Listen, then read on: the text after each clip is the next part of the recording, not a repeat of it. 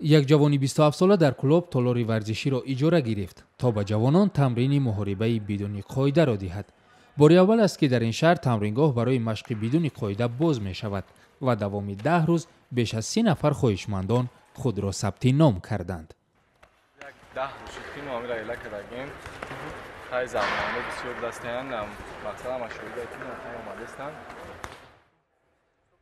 محاربه بدون قاعده طی 5 ساله اخیر در تاجیکستان موج شد و در پایتخت کشور ده‌ها تالار محاربه بدون قاعده باز شدند که بیشتر جوانان به این ساحه ورزش شوق پیدا کردند.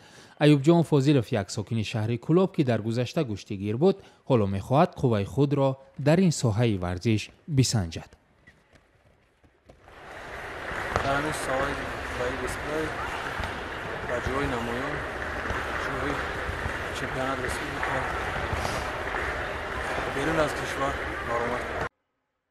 خردترین ورزشگر این تالار 10 سال دارد و او نیز می‌خواهد که در این ساحه مشق کند و در آینده نامبرداری تاجیکستان شود.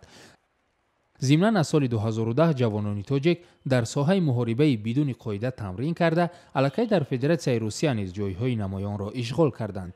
جوانان کلوب نیز در نزد خود شرط گذاشتند که این ساحه ورزش را پیش ببرند.